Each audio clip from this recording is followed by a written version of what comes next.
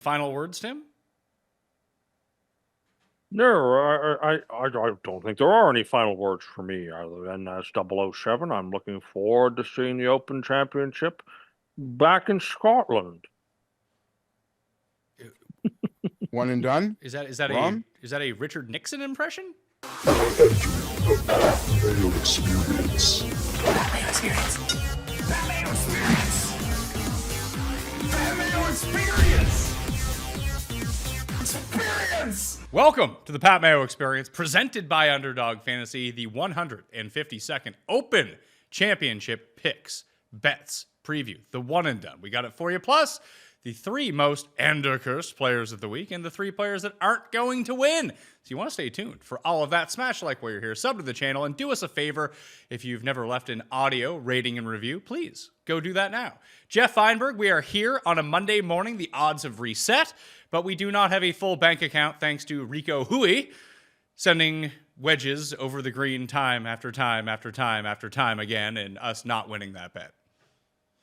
Yeah, I think his caddy probably told him, hit it long. Don't worry. I think there's a sprinkler head. So, unfortunately, didn't get the break. That was horrible. And we were talking through it, Pat, like, we did not even feel good. Like, I just knew.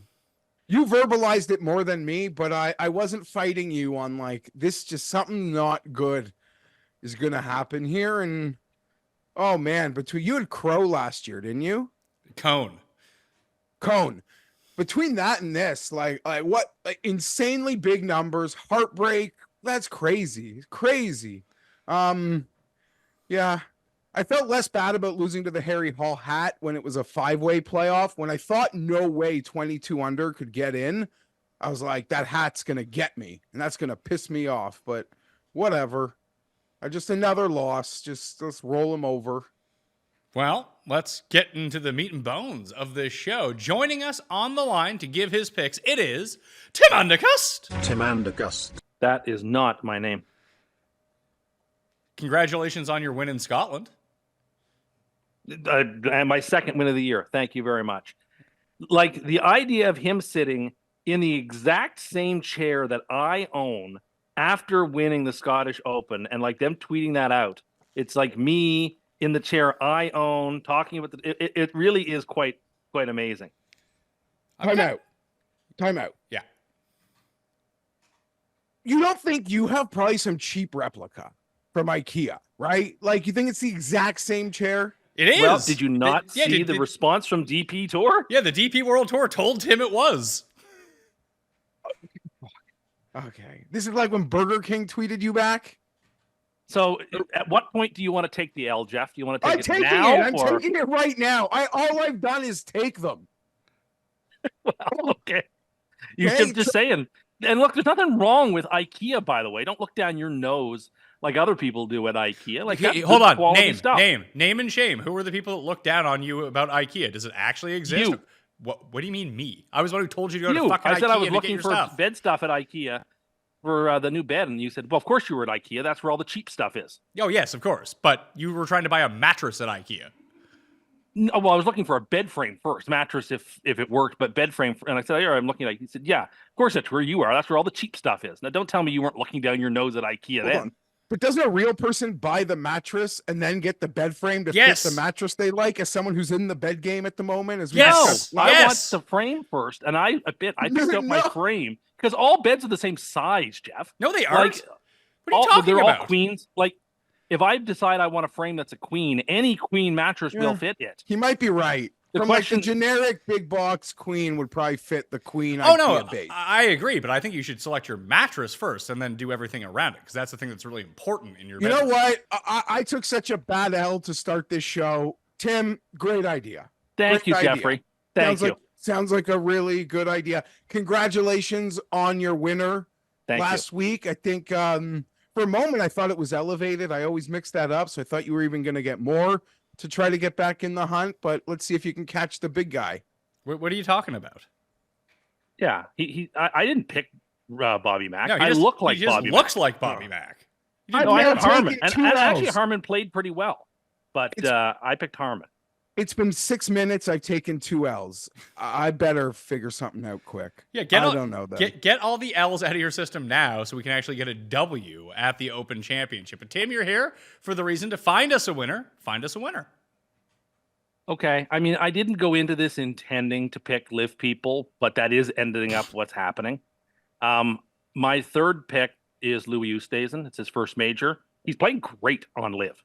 I wish he had played at the PGA Championship, but for whatever reason declined it. He's playing really good golf. All three of my guys that I'm picking have been playing great on live, but have been sort of underestimated in majors. And I just really think that this course sets up well for Louis. And if he hits his balls, in play, I think he's got a real chance. So I like Louis here this week. Yeah, in full disclosure, I bet Louis 100 to 1 this morning with 8 places. So I'm with you on Louis. Full disclosure here, I haven't bet Louis, but in thinking about who the old guy who's going to show up on the leaderboard is this week, well, Adam Scott is probably going to be the popular choice. For me, it'd be Louis, and it was top of mind for betting Louis, maybe even like in top of live market, thinking we could get a nice number off of those 100 to 1. So I got no stones. I like the call. Next one. Number 2 is Joaquin Niemann. Fuck off. I've always thought Niemann is a British Open style golfer. And so I think that he'll thrive here. He's been playing great on live. He just hasn't produced in the majors. Surely to heavens, in the last major, he's going to do something and make something happen. If he can keep the ball low like he does, he can score. He can compete here. I think he looks a lot like Stenson did the year Stenson won, except for Stenson making every single putt known to humankind. I think Niemann and Stenson have similar style golfing games, and I think he would fit well here. You know what's funny about Niemann and what you mentioned about Stenson making all the putts? I went back and I watched it, and you're absolutely right. You forget how many long ones he made. He actually missed a bunch of short ones that day for birdie. Like he could have been. I don't remember them. He could have been 60, no problem. I just remember. I mean, as someone who roots vociferously for Phil, I just remember dagger after dagger coming in there. I mean, Phil played great in that last round too. Like he didn't shoot like even par. He was like 55, 50, or sorry, 65. No, he got 66. beat. He didn't lose. He got beat. Yeah, and he played great golf. Yeah, that's always fun.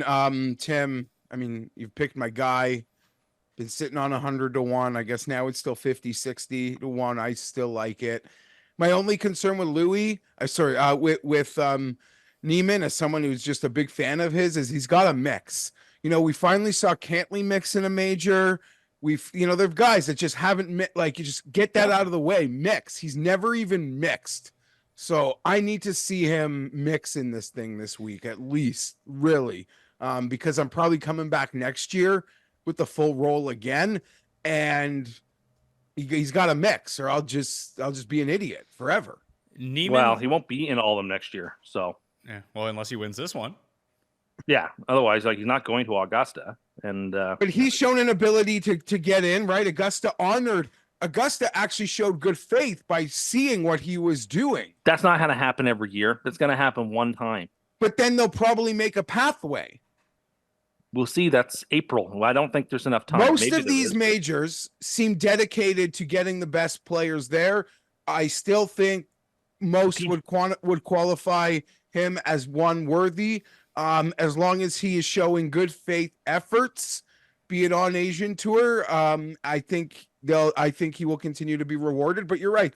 There remains gray area. Your lips to God's ears. He should be in all the majors. I hope that it happens, but I don't know that he'll get to Augusta. We'll see. I mean, he will if he finishes top 4 this week, and he has every chance to. He got his exemption this year, mainly because he won 3 times in 5 starts. Yeah. Like, if he doesn't win 3 times in 5 starts during the wraparound this year, he's probably not going to get that exemption if he's not previously qualified. 0 for 19 in top 10s in majors for Niemann. No finish better than T16. That was at the Masters 2 years ago. And his best finish in 4 Open Championships, Tim, is T53. Not great. Not great at all. But in a year where Xander can break through and win a major, why can't Yeah, but Niemann Xander, how many top 10s did Xander have before he won it? Like, he was in the mix. It's like taking every game to overtime. You're finally going to win one. Yeah, Xander ended up, I think Xander's run in the majors, I think he had 8 straight top 20s and Fair. 6 of 8 Fair. top 10s in majors. I don't think that's a fair. I really don't think that's fair. I'm just saying I'm rolling the dice with guys I think who have incredible upside, who've been playing really good on live and just haven't shown up in the majors. I love him. So you're picking Hatton to win? No, I'm picking Jon Rahm to win. Oh, thank God. That is my big. The world is off of him completely. He's going to be nobody's pick to win the Open Championship. Nobody. But he's mine. I think at 22, people are just going to pass over him the way he's played in majors, withdrawing, playing terribly. But on live, he's playing good golf. It fits the pattern of Oosthuizen and Neiman for me. I mean, this is turning like the Torrey Pines U.S. Open all of a sudden. But these are the guys I think who can compete. I love Rahm this week. I think Rahm's going to play really good golf, and I expect him to win. You going to all live? Don't make that like it's a coincidence. It wasn't intentional. There were other guys I was looking at. Do not make that like it's a coincidence. I strongly considered Aubert here, but didn't take him. Okay. As for Rahm, again, it's hard to quantify what exactly he's doing on live, other than he still gets grumpy all the time. But the vibes on live are probably not ideal for him. Before the U.S. Open, it was like, if they're still I bet him at that big number at the PGA. And I went to the U.S. Open saying, if they're going to hang those numbers again, I'm going back. Now, what happened was, like, the day before we did the show, time to bet, there was the injury report, then he withdrew. So there was no even real time to have that conversation. But all weekend, I've been thinking that I want to repeat what I wanted to do at the U.S. Open with Jon Rahm. I like all of Tim's picks. Maybe I'm running so bad in some ways that this is a good thing. Maybe. Yeah, maybe you're running bad, so you need to side with Tim, and maybe that can really dig you out of the hole. You say that no one's on Rahm, although he was 25 yesterday, and now he's 22 today. So there is money. I mean, I looked at the 25. I was like, Bobby Mack is 25 and Jon Rahm is 25. Like, given the choice between those two guys, I would pick Jon Rahm. So I think that's what a lot of people saw when they saw those odds. I'm curious to see how far down it goes throughout the course of the week. If you did your golfer power rankings again, where do you think you'd have Jon Rahm? Probably 7 or 8. Still that high? Okay. Yeah. Okay. I think that most people would still have him lower.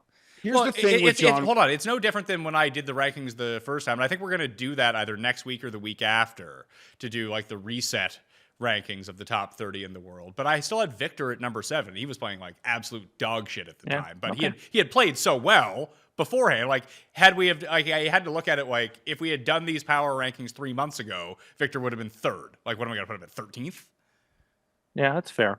Bryson will be the one who probably rockets the highest up your board. 100%. Like Bryson, I think people forget. Like Bryson really hadn't done much until this year. No. He had the two nice results at the majors last year, but everything else around it was so bad that all of a sudden he got it back together. Now he's great. Love to see him win this week too. Would love it. I mean, he's the 2 pick. majors. Like, listen, two majors. He's the golfer of the year if he wins 2 majors. I don't care if Scotty wins a million meaningless tournaments. He's the golfer of the year. He could still win like the live event and team event. Like he could still add to that case, Tim. And should go to the Olympics. Friend won't. Well, yes, for sure. That is like, come on. Either way, doing the research show, like everyone's like comment on the show, like to me on whether it be through email, in the comment section, on Twitter, just like, oh, Bryson's just gonna win. So Bryson's become Scotty now. That like, oh, how could he not win? Aren't you concerned, and I am, that this track, if he gets out of position like he did at Pinehurst, he's dead? Yeah. There's just too much trouble here if you get out of position. Yes, I do think that, like, again, we always underrate Bryson's ability to adapt to whatever a strategy is. Not always necessarily the perfect strategy, and his best strategy always just is bomb and gouge. If he can get away with that, he's going to do it. And we saw that at Pinehurst, that once he realized that if he can try to take dead aim and get as much roll and be within 80 yards of the hole if he hits the fairway. But if he doesn't hit the fairway, it's like not the end of the world. Then all of a sudden, the guys who bombed the ball the most ended up near the top of the leaderboard. You can kind of do that here because the conditions don't look like horrible for the week. Obviously, it's Scotland. Obviously, that can change. But looking at it right now, like Friday looks bad. It looks like there's rain overnight Friday into Saturday, and we'll have like consistent winds like 15 to 20. But Thursday itself, like the max right now I'm seeing is like 16 miles per hour with like a consistent 9. That if Bryson wants to take out driver and just go attack, especially on the back 9, that if he can keep the ball straight, that's why I think a lot of people are gravitating towards Rory this week. Just I mean, you have all the Rory baggage, but he is your best bet to hit the ball the longest and the straightest. I just think there's too much gorse and too much deep, deep sand that you can't bomb and gouge out of it. And that he caught a lot of, I mean, we don't have to guess. We heard it from Brandel Chambly 5,000 times how many lucky breaks that Bryson caught in the native area at Pinehurst. If he catches one or two bad breaks in the gorse, the tournament's over. So I don't know. I feel less confident about him here than I did at the other 3 majors, personally. Well, if you had to put it next to each other, because I think that Bryson will be the most bet on player this week, just based on his popularity at the moment. People just watched the U.S. Open. He ended up winning. And I think that like 1v1, people are taking Bryson over Scotty, which is crazy. Yeah, I would at some tournaments, but not here. I mean, really, realistically, like what tournaments do you see out there that Bryson has an advantage over Scheffler? Like Scheffler's kind of the best of everything. Yeah, I think if you gave him a classic U.S. Open track, I would take Bryson's skills over Scotty's and roll the dice. Maybe, but like when was the last time we saw a classic U.S. Open track? The one that fits one? Yeah, I would say so. Yeah, and that Country was Club. and Scheffler missed the Country playoff Club. by a stroke. Yeah. Although, I mean, Pinehurst is a classic track, too. Yeah, it's a lot like In its own way. I find it's a lot like St. Andrews, where it doesn't really match up with any of the other ones. That's fair. So, anyway, those are your 3. You got Rahm, Neiman, and Louis. Who are the 3 players who cannot win this week? Shane Lowry. Okay. Want nothing to do with him. I want nothing to do with Adam Scott for the reason that Jeff mentioned earlier, that a lot of people are going to be touting Adam Scott as like the senior player who could do really well. I want nothing to do with him. He's like our age, And- by the way. Yeah. We're getting old. We're old. We're getting old, man. I don't know what to I tell got you. called old man last week. Well, By who? you know, Oh, someone on the internet. Because I want welcome to my world. I want the ball. I want shit rolled back. Well, you're going to get it soon. Don't worry. It's coming. And the last person is I'm out on Rory. Get him out of here. Am I supposed to be impressed that he played well at a hit and giggle course in Scotland? No. I'm not impressed. Get him out of here. Okay, but Really like, think the Scottish Open should be played at a tough track. The Renaissance Club doesn't hold up to these guys. well, it depends on what I mean, almost like any course in Scotland, it is 100% determined on the weather. Some courses more so than others. Which ones aren't? Like Carnoustie's probably the hardest, but even, Carnoustie or Muirfield are both incredibly hard tracks. yeah, but on regardless of weather. with like in ideal conditions, guys eat them up. Okay, but I'm just saying the Renaissance Club seems to get eaten apart. So, like, let's play at a tougher track. There's a lot of beautiful courses in Scotland. I like that. God bless them. They I- have the same taste in furniture decor as I do. God bless them. But no, let's maybe move it to a different track. And you are Scottish too, so that helps. I am part Scottish. Yes, Mr. Bond. It's true. It's me, Sean Connery. Oh no, did Sean Connery have another stroke? He's dead now. But you know, it's just because he's dead doesn't mean he's not still in on this show. Wait, didn't you kill someone this weekend? No. Yeah, he killed Richard Simmons. No, I didn't. Right. No, I didn't. And he was I have a having great and Richard Simmons story. Someone actually mentioned that Cust was having Dr. Ruth beats and she died too. Terrible. Been better off if he said he was watching 90210 reruns. I'm not. For the I've beats. never watched. I've never really watched that show. But you watched the other. You watched the wait. What's the stupid show? The he OC, watches? but the OC is like 15 years more recent than that. Who cares? Because Cust was It's like a much 17 better when it came program. out. Yeah, exactly. It was in my wheelhouse. I did a full rewatch of 90210 in college, and that was like a Why? great fucking week. That was a great week. Sounds Oh, like you had a lot of fun at Western Ontario, Jeffrey. I too much. It's on Paramount Plus. You can go back and binge it right now if you really want to. So Lowry, Scott, and Rory are the 3 that cannot win. I mean, you're constant. Okay, so your constant picking on Rory as the can't win has been very good for you. You've been absolutely correct for every tournament in the last 11 years at major championships. But I do find it funny that you're not impressed with Rory and his results, but John Rahm is good form after coming 10th on Live last week. Yes, well, but week after week after week after week. It's not like just last week's performance. Like, Hang on. are you What an hold on? Are absolute- you pretending like Rory isn't doing the same thing? But how are you quantifying 10th place on Live? Like, yes, Rory has been playing decently at tournaments. It's true, but like these are majors, and I hold him to a higher standard. I really do. Than John Rahm? Sorry. Yeah, I do actually. I mean, Rory just came second at a major. Yeah. Rahm How did couldn't that play. happen? Rahm tried to play in flip flops or something and couldn't play.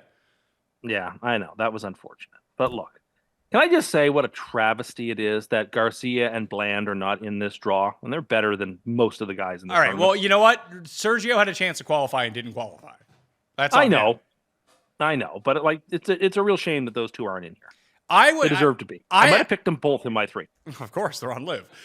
The guy that I kind of wish from Live that was in this field, just because he only has like so many years of like semi-competitive golf left, and the Open would be a spot for him. They should just give an exemption to Lee Westwood.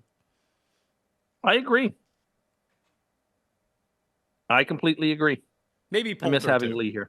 Yeah, like Lee, yeah. Lee's the guy. Like, you know, he doesn't have his major. If he was ever going to get one, it was probably going to be the Open, especially now that he's in his 50s, that this would be the time for him. Bland should be in this too, but he'll be in the U.S. Open and the PGA Championship next year based on his Yes, he Sonora will. wins. Thank goodness. Thank goodness. But there was open qualifying for this. They all could have qualified. Yeah, I know. I'm not blaming the Open. I don't think the Open should have given them exemptions or anything. It's just a real travesty that they aren't in the draw. Do you think Bobby Mack studied all the fill tape in the world to find the best spot to miss so he could get a free drop in the rough?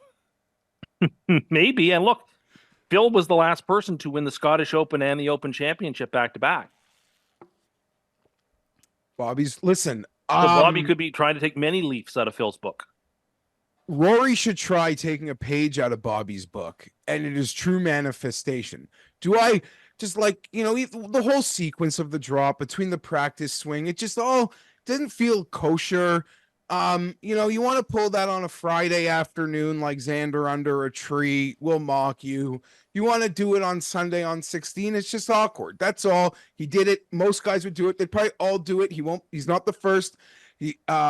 Certainly not the first, not the last. Lovely chap, our national champion up here in Canada. It's hard to not just love the guy. Like, he'll miss an elevated event to get booze bagged. So easy to root for. I don't think he's going to miss the major, but he's going to get booze bagged. And apparently he was supposed to do a presser today. Said not today, folks. So he'll obviously do that later in the week. And it's nothing to do with bets. You hit bets. It's only about graded winners. It's like no one cares if there's a bad call in a football game and you won your bet. You won your bet. Congratulations to everyone who hit Bobby last week. That's just it. It just seems so. The whole like practice, it just didn't seem like a real effort in there, and nor should you. And guess what? Like I said, Rory needs to try it, because what has Bobby said for years? He wants this more than anything. This Scottish Open, like, it's the most important tournament in the world to him. He's held no secrets about how badly he wants to win it. We've seen other guys do it. I used to bet Harold Varner because he would say that same time we'd go to like Charlotte or something. Be like, oh, come on. Like, no, Bobby manifested it and it came true. So maybe Rory's just got to be like, I want it. Like, just all I want in my career is this. Like, we all know it. Rory's afraid to say things. Maybe Rory's got to like truly manifest things verbally to happen, because Bobby did it. And congrats to him. He wanted something so bad in life. He did what he had to do to get it. So just because like I don't like the state of some relief in the game, because misses need to be misses at some point on this in this sport with how good the pros are. Like, fuck. I like the drives I can get away with. Only imagine what the pros are getting away with. I hit a ball so shit, it still does exactly what I needed to do off that driver face.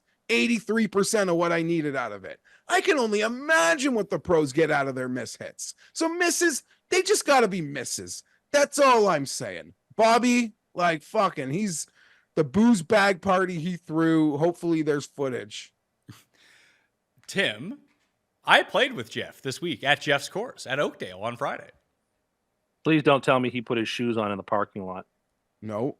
No, Okay, we both went into the locker room at Oakdale. Is quite nice. I bet it is. Did you get to see where Taylor hit his putt from? Yeah, I almost eagled the hole. Do they like Tommy stencil a Fleetwood- maple leaf or Tommy something into the Fleetwood green? should take or- a lesson from Pat on how to play that hole. Like, there's like, because you remember on that hole that everyone had to like lay up because it was the par 5, and like there's like a little like creek or something that runs down through it, and there's like a way you can go deeper to the left hand side, or you have to like lay up to the right hand side. And for the pros, like it's easy to like dial in your distances, and then it's a bit of a longer shot if you do sort of like the iron layup and then have to hit it all the way up the hill. And you're on the right side where all the bunkers are to this elevated green. I was just like, screw it. I'm aiming to the farthest point and trying to hit this driver as far as I can. Geoff, I don't think I could have placed the ball better. No, like he ran. It's like a 12-yard wide shoot, like at the end of the fairway with hazards surrounding it. We call it Knudsen's Alley for all-time great Canadian golfer George Knudsen, who the 9 is named after. And the great clubhouse sandwich that I had for lunch is called the Knudsen Clubhouse. So we're big fans of George. And you don't see guys I know that can bomb it out there. They do not even want to take that on. Pat took it on, and you could not have dropped the ball in a better place than Pat hit it. And then his approach into that green uphill was one of the nicest shot I saw him hit all day. Awesome. It was great. You wonder how a guy, I parred the first hole. Pat might have made like a 7. and he still, and he still beat me by he spotted me strokes, and he still got me in the end. He was great. He was great. I went 7 over. Sorry, the first 3 holes, Tim. I lost 4 balls in 3 holes. That is not good. I've been there many times. Yeah, he recovered, and he was using Renault clubs, so that's all a thing. Yeah, well, that's right? hard. So that was listen. That's my excuse that I'm giving, because I kept like I was just getting the clubs were way lighter than my clubs, so it took me like 5 or 6 holes not to just hit everything left, and that's what kept happening. Just like everything, I was so quick. Then you through the got ball. dialed. Yeah, and watching him drive the ball when he's on, Tim, is a treat. Yeah, I agree. It's a treat. What like. Yeah, I agree. Poor Pizzola didn't realize that I was like gonna on the final hole. I hit my drive 340. One day he'll learn to hit it farther than our friend Tim Butts. Well, I can hit it farther than Tim Butts. No, not when Butts connects. That's untrue. It's usually the other No way one around. hits it further. When he hits it perfectly, no one can catch him. All right. Well, Zola was playing great all day, and then he just stopped. Yeah, he hit the skids. He hit the skids on like 12, and that bad. was the end of him. Yeah. But he's like, he's too. like, he played like, he doesn't have any kids, so he gets to play. I'm so jealous because he gets to play those like 5 o'clock twilight rounds. He says he plays every day. I go to the range now quite often after work, Jeffrey, and just go hit balls. Hey, your game is like turning empty. around. It's a lovely time to play. I got golf. a whole new strategy of treating every hole in my head like a par 5. So my goal is to shoot 90, right? So if every hole is a par 5, if you shoot a 4 on a par 3, that's like a birdie in my brain that keeps me on track. So he's been doing this for a while, Geoff. He's whatever. He shot like an 89. He's like, I was 1 under. One under my par. Yeah, listen, par is a demoralizing scoring system. Exactly. You create your own. You got like, I'm totally about, Tim doesn't like it, but to me, golf, like, totally choose your own adventure. You want to play, if you just want to play even less holes, like whatever it is. No, I don't support that. But I did see he supports what he likes, Geoff, not what you like. Well, naturally. I saw one of those video tips or clips or something on TikTok where they recommended treating every single hole as a par 5, and something just clicked for me. It just made a lot of sense. If your objective is bogey golf, which mine is right now. Well, hold on, Tim. You're taking the approach that they actually tell a lot of parents to do with their kids. Like, you make your own par. Like, this is a par 8 or something. Like, Tiger says this. His dad did it with him when he was a kid. You almost make your own number for the course, and I guess Tim is doing that for himself midlife. So whatever, good for you. Hey, in fairness to Tim, it's working. He's like 10 strokes whatever better works. It's such a stupid game. Whatever works. And honestly, Tim, treating every hole like a par 5, I don't think is that, like, as long as you come in under 5 on every hole, you're gonna have a great day. Even if it's a couple doubles on the par 3s, you're gonna have a lovely time out there. So yeah, exactly. Well, that's not the only thing that Cust is all about with golf these days, Geoff. Tim, do you want to tell Geoff your idea? So, if you're like me and you like to play golf, but you're frustrated by all the various things that are out of your control when it comes to playing, when in terms of the weather, wind, time of day, temperature, I have this idea where somewhere out in the woods, like a little bit off the beaten path, you get a couple of like airplane hangar sized buildings together and you build a complete indoor golf course and you play the whole round indoors completely. And like it's climate controlled. You have a few heat pumps in there. You have fans a few heat pumps. You have fans that can move the wind in whatever direction you want. It's open 24/7, 365 because you can just keep the lights on. You don't have to worry about. Is it all turf? Yes, but it's like that really, really high tech turf that doesn't need to be maintained. I think it is. I've mentioned this to people. They've liked this idea. It's a really smart thing to do because it allows you to take the X factors out of the golfing game and allows you just to enjoy golf and have fun. And having this complete indoor golf course that you've designed is just such a great idea. Great idea is a stretch. Okay, so here's the thing. I think like the guy, like, you know, this would cost over $1 billion. A few airport hangars is a hole. No, it's not. Yeah, it is. I don't think you've been to the building in Seattle where they build the Boeings and how big that airplane hangar is. So it's a very specific. That's not an airplane hangar. It's You're airport. talking about. Oh my god. Yeah, like 3 or 4 of those together. That still wouldn't be a golf course. I think you failed to realize how big golf courses are. I know big golf courses. I don't think that you do. Based on the way that you just described, whatever you just described seems to me like you don't know how big they are. Yes, you just take the acreage of a average course and you have a airplane hangar with that type of acreage. This is ridiculous. No, it's not. Okay, ridiculous. Yeah, who'd want to play indoors where you can control the wind and the temperature and the whether there's sun or how bright it is? Yeah, who'd want to do that? What a dumb idea. Like, so why don't you just use a simulator? Because you'd want to actually play real golf. You can't trust how far the ball's gone on those simulators. What are they doing with the new like Tiger Indoor League or whatever? It's like new age simulators or something. No simulators. Real golf. Tim, this is so like beta. The average size of a golf course is 8.5 kilometers square acreage. All right, then let's build a building that big. It's just metal. It's just a roof. Yep. You're right, Tim. It's just metal and a roof. Why don't you get started on it? You think this is like the equivalent of an indoor water park or something, but it's not. Not. That was exactly what I was thinking, actually. Was indoor water park was sort of an inspiration for this. Those are great. You haven't got flies. You haven't got the sun beating on you in the same way. You haven't got to deal with the wind or any of that stuff. It's a great idea. For those of us who are natural indoorsmen and like to play golf, this is like the best of all worlds. And who cares what it costs up front in some senses? Because you can run it 24/365 and recoup your money. Like this would cost over $1 billion. No, if this was a viable idea, it would exist in Dubai already, where they don't even have to turn a profit. Really, you don't think anyone's thought about this? I've never heard anyone say it. You know what? You're like the guy who puts French fries in his hamburgers. Like, I think I just invented that. I don't think that's what this is at all. Yeah, it's like people have thought about it, then they realize, yeah, that's stupid, not practical. Next. Well, I've mentioned it to people, and they thought it's a good idea. Okay, so maybe you don't agree, but other people disagree. The end result is fine. I would play in this indoor golf course if it could potentially exist. The problem is it's impossible. I actually think Pat's right. Like, if it could exist, it would exist in Dubai right now.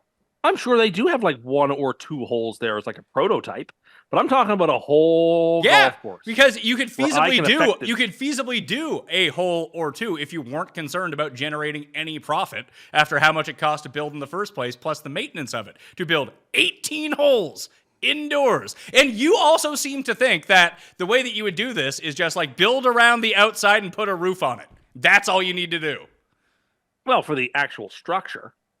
Do you think that would work? What? You're on your 8.5-kilometer building? And you would look down if it was only a 9-hole course. You'd be like, that's not acceptable. No, it's not acceptable. If we're going to build this, we're going for 18. So ludicrous. It's a great idea, and it would be fun, and it would be enjoyed. You're correct about the end part. You're sort of like the underpants gnomes. You have this idea, and at the end you have profit. What comes in the middle? You have no idea. Well, I'm not a builder. I'm not an architect. What? I'm You were not a telling us city about planner. doing your drywall in the dream home. It won like 3 Custies. Well, I could do the drywall. No, you couldn't. I don't even know if you could lift up a sheet of drywall. I'm more Tim, capable of things. You have than can you at least admit that you have no reasonable reference for what anything costs? Because the range of outcomes you have for what you think a true dream home costs to what you think getting a replacement key for your grandma's door costs, you have no concept of what doing anything costs. Yeah, By and large, I would concede that. Yes. yeah, you thought a dream home based on your specifications that was almost 45,000 square feet would cost $500,000. You also thought a new iPhone charger for your car cost $200.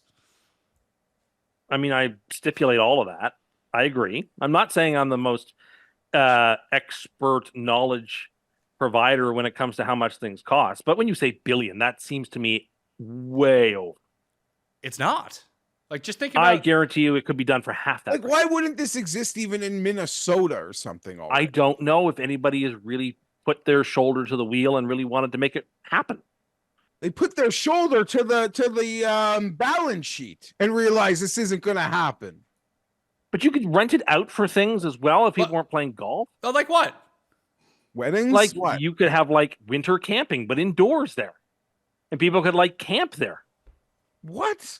How like much? they get Okay, the so winter you hold on. camping. You seem to think that once this is built and you put all your capital down and it's built, that it now costs $0 after that. It should be making money at that point. No, And it it's wouldn't. You know multi-purpose. how much that would cost to maintain? And your idea of a couple... I have a couple heat pumps in this fucking studio that's, what, 20 by 20? And that doesn't even, like, cool or heat the entire thing. Well, some good heat pumps. I don't know, 10, 12. That's probably good. Over You could 8.5 get big-ass kilometers. Concerts? You want concerts in there too? I don't know. I'd be open to it. Think about how large SoFi Stadium is, which costs what, Jeff? $3 billion? I think it was supposed to cost 3. I think it ended up costing closer to 5. And you would need what? Yeah, but 22 no, that's of a lot those? bells and whistles. Sure, but Tim you- is yeah, just well, that's talking it. about The size the of that, most you would basic need 10th at floor least you would at structure. least need 25 of those at minimum to build a golf course. Yeah, but it's way less concrete. And Tim is, I mean, in defense of Tim, he's literally just talking. He thinks he could just put poles in the ground and cover it with like a tarp. Not quite, but I'm just thinking like plain metal, the way you see on the side of like airplane hangars. Yeah, Like the we're way not you see, talking like, fancy. People have these amazing garages in like the boonies, like these huge, just like steel structure garages or something. You just need that the size of a golf course with the roof like 8 times bigger. Yeah. And a heated driveway. And a heated driveway. Yeah, you'd have to have heated Oh yeah, God turf. forbid a person have a heated driveway. Oh my goodness, what a crime that would be to have a heated driveway. Who'd want that? So let's see here. How many square feet is in 8.5 kilometers? 2 square feet. You can put the holes closer together, you know. Would you want that? And I'm talking In some about parts. average. Like our golf course is much larger than 8.5 kilometers. Oh yeah, our golf course is much larger, but I'm talking about like a more sensible, condensed one. All right, that's a lot. 8.611 E plus 7 square feet. I don't know what that means. I'm sure it's a lot. Yeah, I mean, I don't dispute that it's a lot of space, but you build it somewhere out in the country, so that It's not cares this. about It's not the space. It's the building of the space. You moron. Like, how do you think the roof stays on it? They don't even build roofs at stadiums in some places because it costs too much money. This is an indoor golf thing. It's got to have a roof. I Yeah, agree but with it's also you. have a structurally sound roof that can handle a snowstorm. Or Well, stay yeah, or of course. stay up. I'm not. I'm not recommending I build this thing. No, but you know what? To proper, like, you're just thinking it's poles in the ground covered on the top.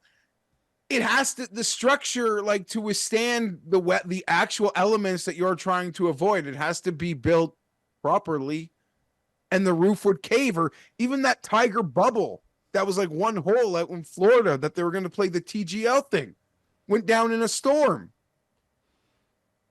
Let's see here. I got it. It's what was that? 1 million? Yeah. Tim, 8 kilometers, Tim, is 1.1 million square feet. Okay. I'm telling you, there's a kid today eating his lunch. He's going to put chips in his turkey sandwich. He's going to feel like a fucking genius. That's how Tim feels. When Fine. If you don't want to hear any more about my ideas, I'll keep my ideas to myself. That's fine. I don't need to give people my ideas if they don't want to hear them. That's fine. No, I got all kinds of ideas. What about Lunar Land? That's another one. How fun would that be to be on a moon centric theme park where even all the food was moon food? Some could be Earth food, but most would be moon food. What's moon food? It's that like freeze dried. It's like that freeze dried food that the astronauts eat. Dude, can I tell you something? Once upon a, have you ever had these like military meals? No, but I've seen them on TikTok. You want people to go to an amusement park for that? It's all part of the experience. It's probably better for you than 2/3 of the stuff you'd eat. I don't want to deep dive this. When I was younger, I did a tour, and we got to hang out on the base, and they gave us the experience. And all I thought about, I never. It's like healthy, food though. it's like food in a bag.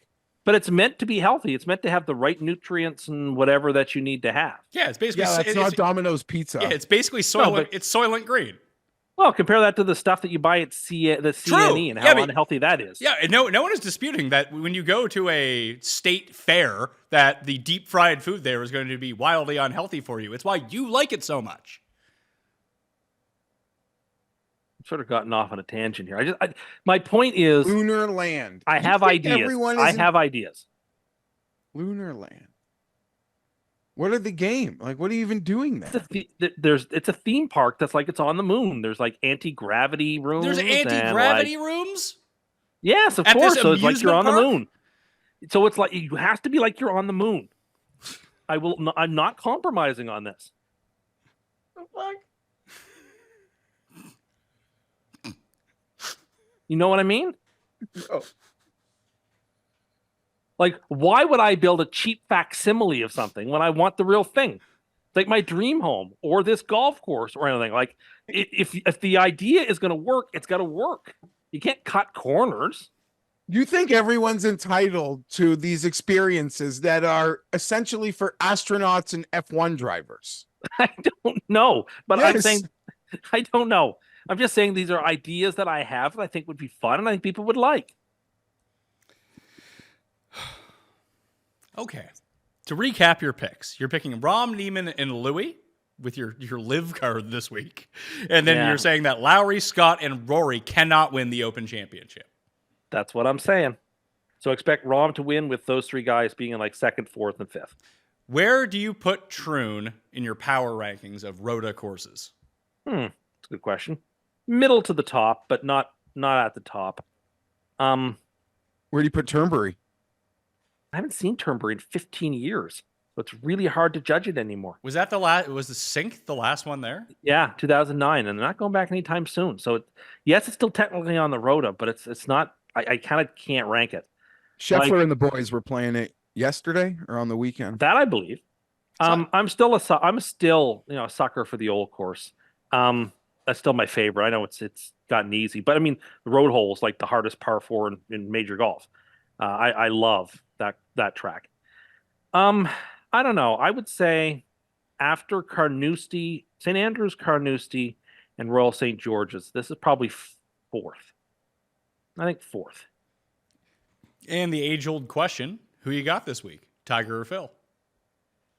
I think this is a good Tiger track. He beat Phil at Pinehurst, by the way. Yeah, he did. Though they both made the cut. I'll pick Phil. I will pick Phil if the rain isn't too.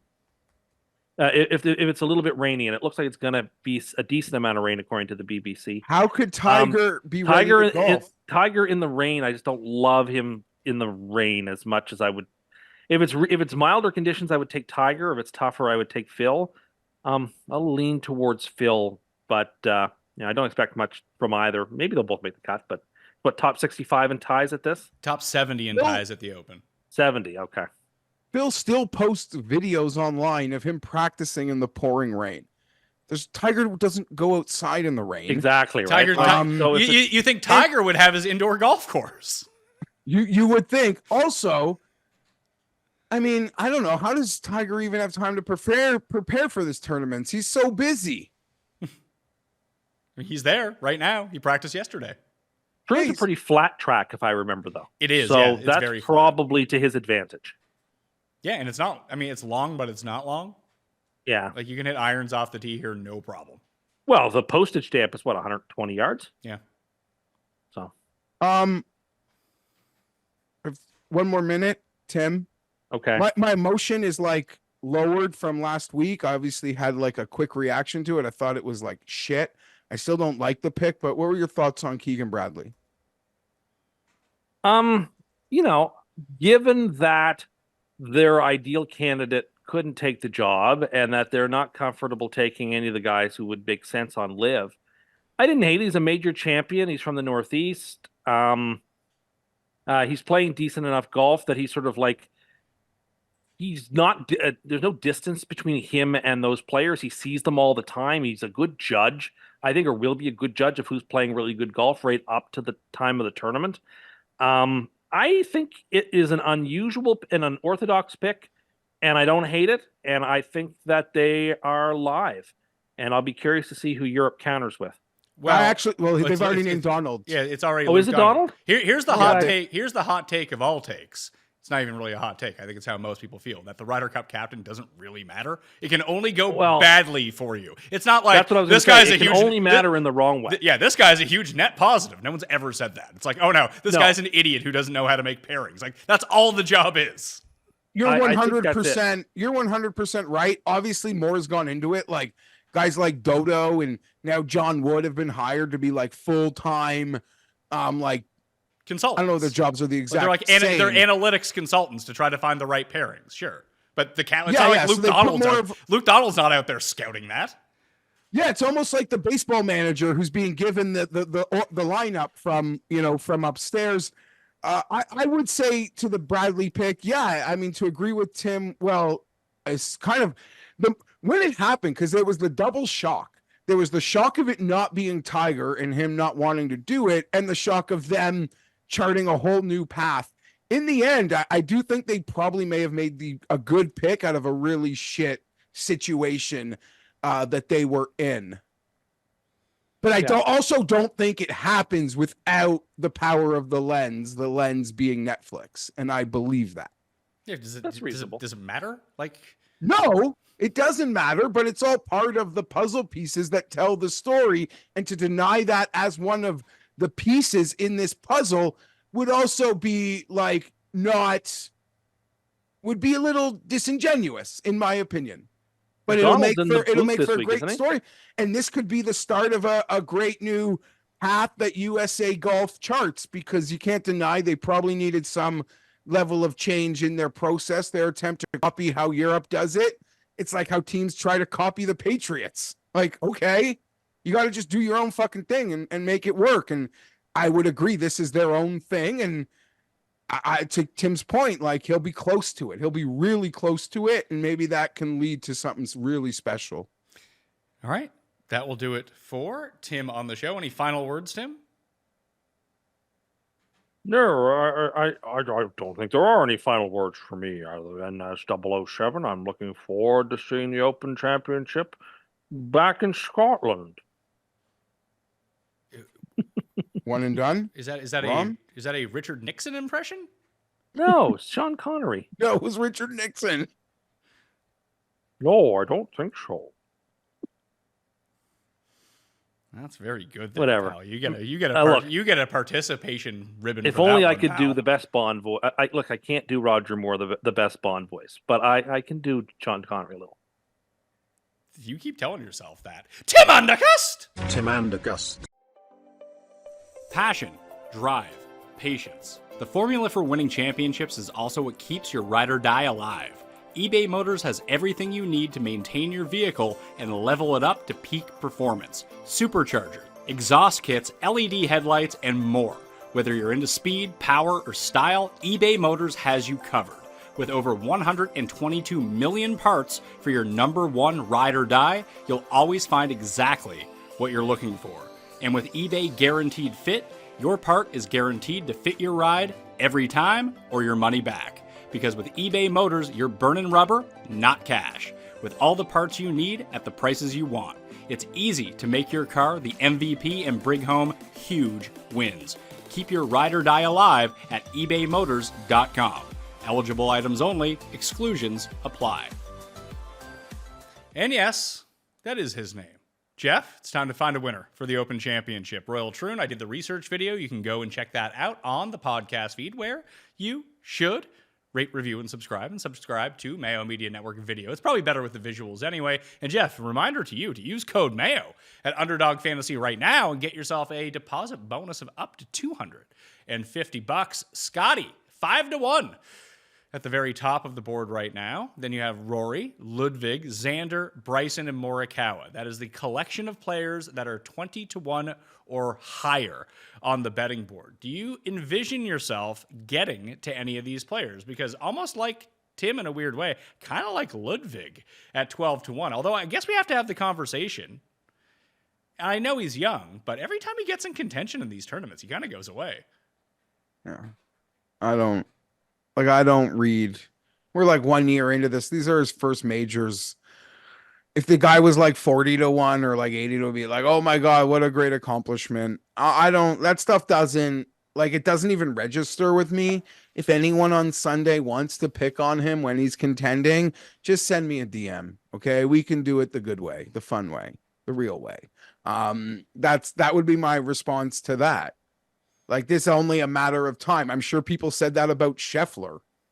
So now this is more polarizing, right? Like, I don't on it. Like, that doesn't even register. It doesn't. Maybe I'm too big of an apologist.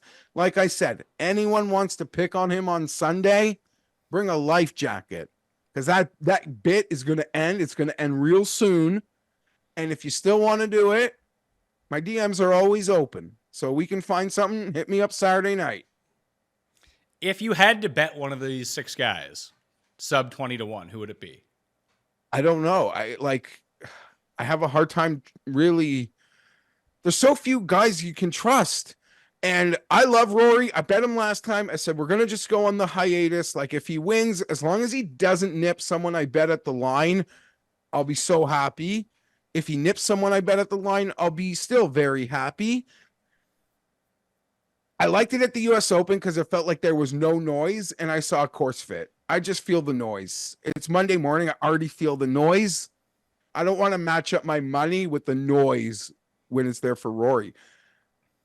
Probably Ludwig or Schauffele, just because outside of Scheffler, which you might say I should just pay up for, there's too many variables here. I don't know that I trust anyone more than those two. I do not trust Colin Morikawa to do it, right? I don't know. I trust Morikawa to kind of be there at the end, but not win at this point, which is crazy because he has two majors. Insane. But I don't like the slumping over. You could take a poster of Morikawa's season and it would just truly be the missed 8-footer, hunched over, like almost touching not touching your toes, but like, you know, that when they fully hunch over after a missed putt, that would be like the poster of his season. Despite playing great, I would pivot to Ludwig or Schauffele if I was forced to make a bet in this range. If you're looking at it from just a lead-in form perspective, it's hard to win two majors in 1 year, so let's just pretend like no one wins two majors in 1 year. So there's no Xander, there's no Bryson, and there's no Scotty. Morikawa is the logical bet here. The guy comes top 5 every single week. And I thought about it because I haven't chased it. I've never been on it. So part of me is like, just get it. He's playing so well. You can just parachute in here at the Open. He's hitting it lovely. Maybe trust it. I feel like I'd rather just bet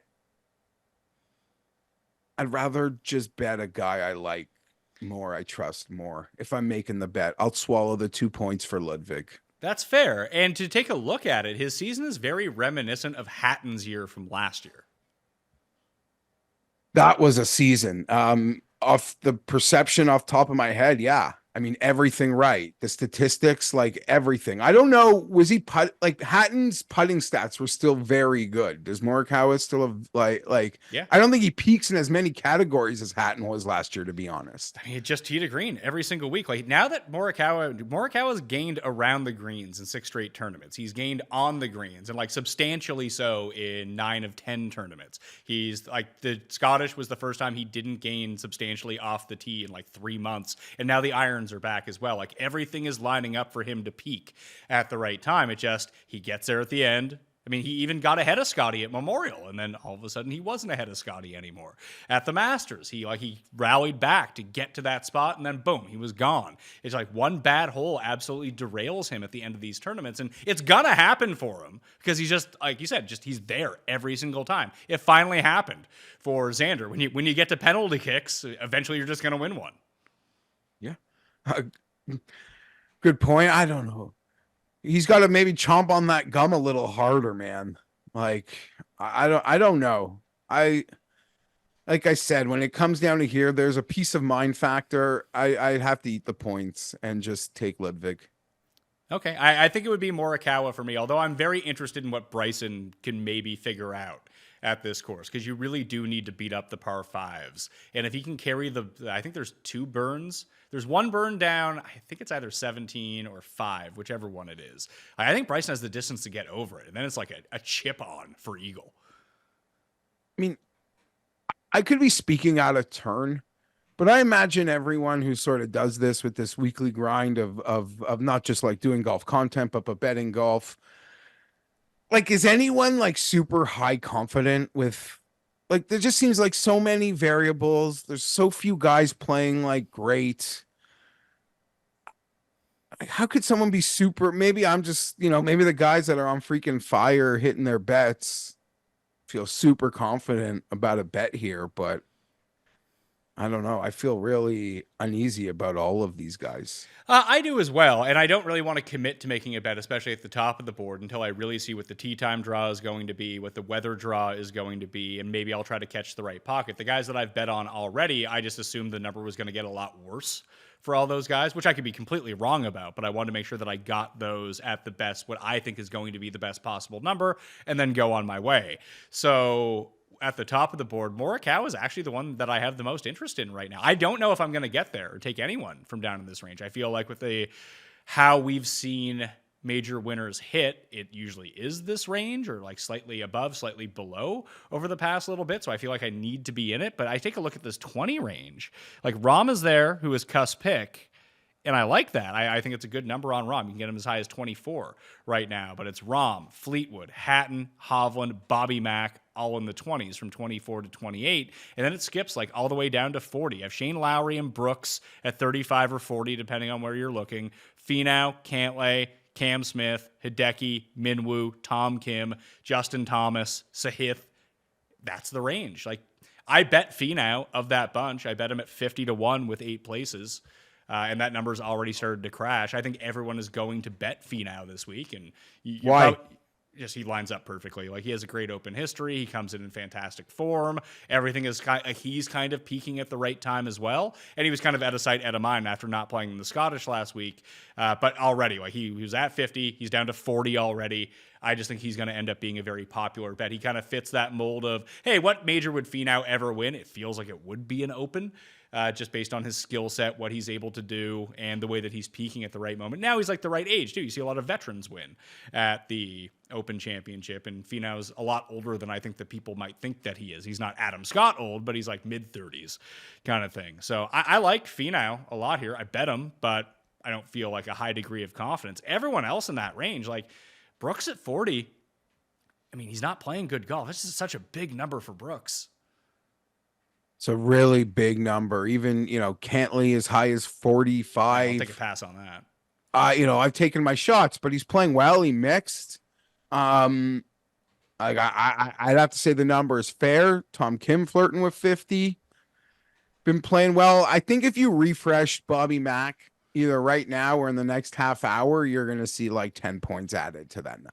Yeah, well, it's funny. I just refreshed. He went up 2 more points. He went from 25 to 28 to 30 right now. Yeah, so he's just going to keep climbing. It's like if anyone needed Bobby Mack crack after seeing him win yesterday, the books are like, okay, the crack store is open. You really need that. But come this morning, like you said, Pat, I don't think when his numbers beside those other players, they stopped buying Bobby Mack crack. And now Bobby Mack crack's, going down in price or up in price, I guess you should say. I don't know. I don't think it'd be a horrible strategy to pepper quality players in this range. You said Brooks. You said, we just got a reset here. Rahm is now 28. Yeah, I don't know if I'm going to be able to lay off it, man. Okay. Here's the funny thing. You have Rahm, Hatton, and Victor all at 28. I like Hatton the best of those 3. Like, I think I'm going to bet Hatton. Yeah. I mean, he's been playing fantastic golf every continent that he's gone to in the last couple months. He's just put the tee in the ground and played outstanding golf. He mixed at a major.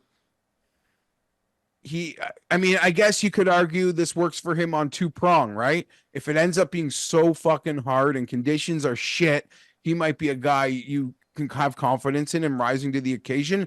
And we've seen at times in his career, he's been pound for pound, maybe one of the best links players on earth with his dominance at like Alfred Dunhill, which is me saying, if this turns into a really easy score fest, he's actually way better at those than we would perceive. Historically, he's done very well and contended in plenty of those. So he kind of fits the perfect both layers of the extremes. You worry if it's just like marginally mid, that's where he might miss. But and to this number, Pat, as someone, I'm a Hatton fan, I've tracked it for a bit. You might think this is low. Let me tell you, it was never big. It's like Tommy, for like the future market, there's just inherent built-in respect to Hatton at the Open Championship. Maybe if you're tracking other English guys like Tommy, you always see sometimes they don't let that number get out of hand. So it's not like, I don't think you're going to see anyone with this insane Hatton future here that they grabbed as he was getting hot or before he got hot, because I don't think they existed. I don't. So the number isn't even as light relative to where it probably was before he started playing great. If any of what I just said made any sense. No, I get where you're at. It's just it very much like to see Bobby Mack paired at the same price as John Rahm. Seeing Hatton with Victor and Rahm, I think for a lot of people that aren't paying close attention, especially to Liv and what he's been doing on Liv so far, that they take a look at it and be like, yeah, I like Hatton this week, but I really wish he was 50-1, not 28. I bet you he settles at 33, and I'm probably going to bet it. Yeah, and I don't think casuals are going to be like, I'm betting Hatton over Brooks Koepka at 40. Yeah. Right? I don't think so either. You're probably onto something there. Here's the thing with Rahm.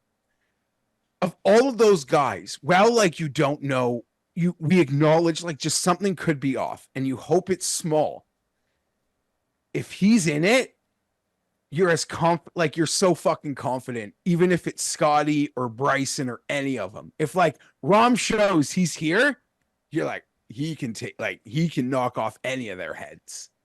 So it's almost like you worry if he can get to that moment, but when he gets there, I don't care how he's been playing this year. If good Rahm is here, I'm as confident in that player as anyone else in the field that guy can go head to head with Scotty if that's what it comes to. Now, if it doesn't get there and it's just another loser bet that's finishing 50th or misses the cut or 30th or even 8th, it still just goes in the dead pile. Whatever. But that's a guy I'm staring at big. And you said it went to 28. I don't know that I'm going to be able to resist. I want to try it. There's also, if you bet at Bet365, there's a 30% boost from major boost you can use on someone. So you can get that number up to like 37 if you really wanted to, or use it potentially on someone else with placement points if that's the way that you wanted to go as well. You're wearing a Victor shirt right now. Do you like Victor? I like that this year Victor has showed up when he was counted out. When like you thought he was at, and then the times where we're like, oh, he's back, he's fine. That's when he hasn't played well. So I don't not like Victor. I've seen it as high as 33, checking the odds checker grid, staring at it right now, and I might just have to ride and die it. I mean, in fairness, to make a ROM, one good tournament I could literally. Pardon? He's played one good tournament this year. He came third at the PGA Championship. That's been it.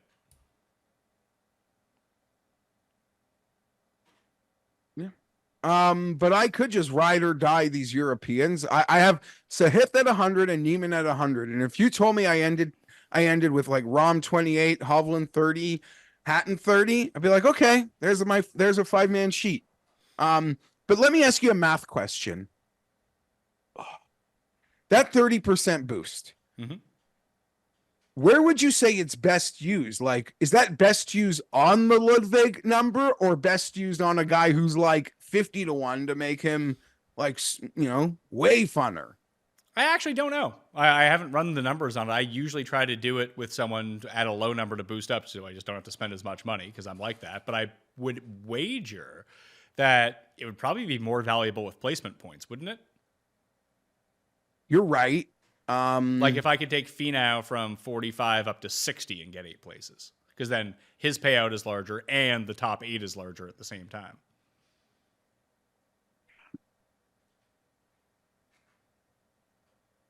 Finau with placings seems safe. Yeah, it'd be like no one's going to bet Tommy at 24-1 this week, but if you could just boost him up with placings, it's probably a good bet. That's probably where I might have to use that 30%. So it's just like a decent, it's like, feels more fair, despite Tommy will go full Tommy, just like he does at every tournament. To some of you, that's like a horrible negative, but to freaks, we actually see the positives. He's going to mix here. He's going to mix. He won't win. He's going to mix. Maybe he would be the guy to finish my second place major Grand Slam for the year. That just would feel so right. Justin Thomas was about to be the most bet on person of this tournament when he won the Scottish Open on Thursday. Now no one is betting Justin Thomas. I enjoyed him having his moments. I don't cheer for him. You know what else I don't cheer for? I'm excited. Hand over the trophy, pal. I want a new champion golfer. You're not in on Brian Harman repeating with the claret jug? I'm not in, as I've said. While their odds have like tumbled down. Brian Harman, Justin Thomas, like they're two guys I just don't cheer for. Yeah, and Cam Smith is the other one. He's at 45-1. I'm going to give some consideration to him. I worry, like, maybe he can dial it back a little bit and he can just hit, like, an iron off the tee, and then all of a sudden he won't be in the fescue the entire time. That could be a big advantage for him because he's going to be able to putt. He can hit his irons. He can hit his wedges. He'll get it up and down from wherever. That's starting to become a little bit of a bigger number. And I've had interest in him most of the year. He's had a very nice showing at Valderrama, which played pretty difficult. Like he ended up 2 under, tied for 6, had a very nice Sunday when conditions were a little bit easier, but he grinded it through the first 2 rounds, just being 1 over through 2 rounds, which had him very much in the mix. It was really only Lahiri and Hatton that went super low in round 2, and Bryson. Those were the 3. On the live event, if anyone paid attention to it, which had we got a singles playoff and a team playoff on live. It was actually fun to watch. Yeah, and Urban, good job, buddy. They're missing his 1-footer. It's fun to see Sergio win in Spain. Good for him. Good for the locals. All that jazz. Cam Smith. I mean, we're now at the Open Championship. It's the last major of the year. I think it's pretty evident to anyone who follows Cam Smith that you probably don't want to bet him until later in the year because I don't know that he actually, the life that Brooks Koepka claims to live, I actually think Cam Smith lives. Like only practices at golf tournaments. How Bryson spends his time off, like working on his game, like tinkering, working. Cam Smith's on the fucking boat. Okay? Living it. Good for him. There's both angles. Good for Bryson, good for Cam. That's all to say, I still have the confidence in him that despite that lack of grind, his like once in a while, he will still always show up at a big event because he's just got that. He's got it. I don't know if I want to trust him here. There might be other guys at the moment in this like goober range, like could be a sucker for Tom Kim. He could be selling me on Finau. Do you need to be sold on Finau? Or you can just make your secret bet a non-secret bet. Oh, I love Finau. I haven't made secret. No, man, remember where was he mixing? There was no secrets. There were no secrets. Where did he just? It was big. It was Travelers. He came third. Was it Travelers? Yeah, there were no secrets. Or was it the U.S. Open? Yeah, the U.S. Open. His last 3 starts have been 8th at Memorial, 3rd at the U.S. Open, 5th at the Travelers. No secrets anywhere. Remember we were talking about it on the Cut Sweat. I was like, yeah. Oh my God, that would have been conflicting. But yeah, I love Finau. Finau, no particular order. Finau, Rory, Tommy, Ricky. Like bets aside, let me see what like fanboy. Those are the guys I'd love to see win the major.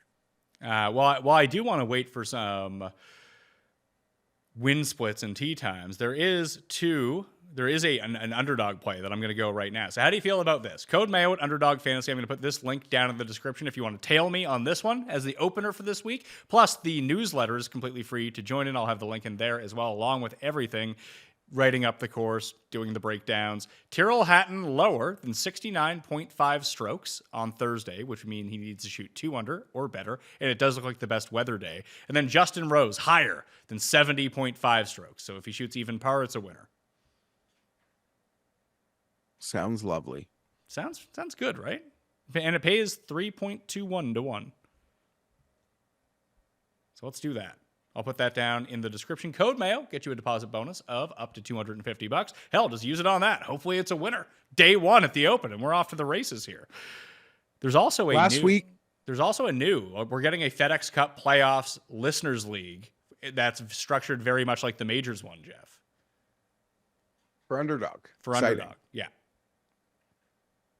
I wonder if it's up already. I'll see. I know it's coming very soon. It might come after the Open starts. I'm not sure. But there are contests. Yeah, there's the Pup Cup up right now. It's $10 entry with 22,000 people. I think ours is like 1,000 people, $25 entry, 10 max. And I think it's like 5% rake or something like that. It's a very low rake, but it's going to be a nice payout structure. And it's fun to do those drafts. There's only like 6. It doesn't take like 40 minutes to do a draft. And you actually get to draft people for 3 tournaments all at the same time. So it's great. Thanks for the hype job here, Jeff. Appreciate it.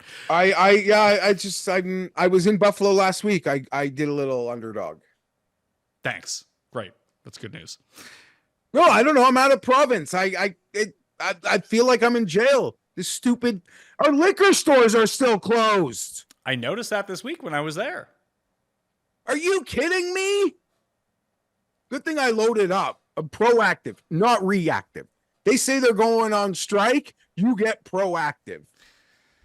So let's go to the 50 to 1 or above range. So the rest of the board. Why is Minwoo priced with like Cantlay and Cam Smith and Brooks? Like what has Minwoo done? I don't understand this. I don't know that he actually is if you refresh, but he's at 50 to 1 right now. Yeah, I don't know. I'm seeing his highest. He has higher odds than Hideki. And listen, I get Hideki just missed the cut. He was ass in Scotland. Like, come on. Yeah, I mean, you could pick that on books. Most of the ceiling numbers that I'm seeing would be a Hideki 55, a Minwoo 66. But you're not wrong. That's the same landing strip. In this range, I've got us to hit 100. So, he seems to be able to hang at a lot of events at different type of courses. Let's have fun. Shane Lowry, I'm not betting it, but it seems like people are. I mean, untrustable. Putts well on these surfaces. I like Minwoo. I like Minwoo. I like Minwoo too, but like, I don't know. He won a tournament once, and he has worse odds than Neiman. Yeah, I don't agree with that. I think the Neiman like 66s that I'm seeing, people should bet those. People should bet those. But why? Max Homa is 110 to 1, and Minwoo is 50 to 1. I don't care. I'm not betting Max Homa. I'm not betting Max Homa either, but shouldn't that be the range that he's in? Like, he just seems wildly overvalued. No, because Minwoo can actually hit a golf ball right now. So there's a difference. Okay. Why is Seb Straka 125 to 1 and Minwoo is 50 to 1? I don't know. It's weird. Minwoo, I guess, is public. He's got a fun little name, Minwoo Lee. So it just rolls, and people like betting him. And maybe I'm guilty of that too. The books are just trying to react to the market. Maybe in 3 hours, he'll be 80 to 1. Sure. I wouldn't be shocked. Like, to line up their numbers and results next to each other, I get that he just qualified. What a hero 63 on Sunday for Aaron Rai to get himself into it. But Aaron Rai is playing better than Minwoo Lee. Like, it's not even close. Paul, yeah, yes. we did this last week. Sure. Aaron Rai's floor is higher. I don't believe his ceiling is. You'll never convince me of that. You don't believe it is, but I think Aaron Rai has more wins worldwide than Minwoo does. I don't care. What does that even mean? It means what does Aaron Rai, what do you mean more wins? How many wins does Aaron Rai have? 2? I think he has like 3. Minwoo have 3? Yeah, I think that Minwoo has 2 and Aaron Rai has 3. I think Minwoo has 3, but I could be wrong. They seem to have equivalent upside, except you get a I'm not, floor with listen, Aaron I Rai. am not looking, I disagree. I am not looking to pick on Aaron Rai. His floor is high. I'm not going to be Tim Anderson or say something ridiculous, which is going to force me into betting Minwoo versus Rai in a head-to-head. I'm not anti-Rai where I'm looking to even pick on him in a head-to-head with the guy I'm vouching for, but I'm not going to agree that their ceilings are the same. I'm not. But you have yet to give me a reason why besides you feel it. Minwoo is way better. How is he way better? He drives the ball farther. Great. So does that mean Cam Champ is better than fucking 99% of the PGA Tour? No, because he's also a great putter. He drives for show. He can putt for dough. Aaron Rai's a total wild card sometimes. He's got to be in the fucking fairway to breathe. Yeah, and he's in the fairway every single time. I feel like you're basing this Minwoo can putt off like a hot 3-week stretch he had putting. He's been he has been an awful putter for 12 months. He's fine around the greens. Listen, it's just an opinion. This passionate debate, fine. I can get mad, but I don't care enough about this debate to do it. So I don't like Aaron Rai, Minwoo. I think Minwoo's ceiling's higher. I could be wrong. I'm wrong a lot. I think he's just a way better prospect for future glory. Which one is more likely to win something fucking big?